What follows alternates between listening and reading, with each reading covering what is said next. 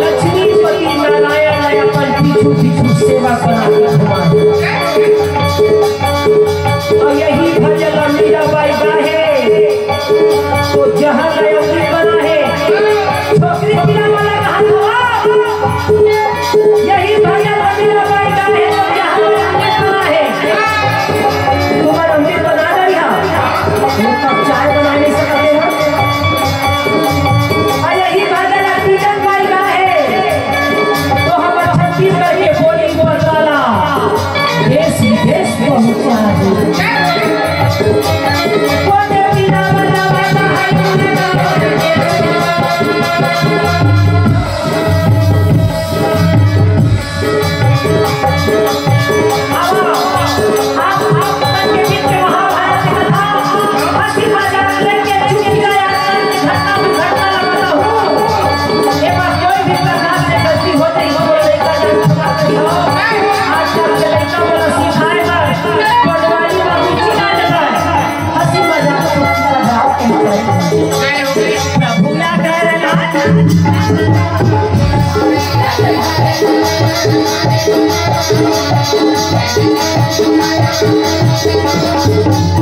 Thank you.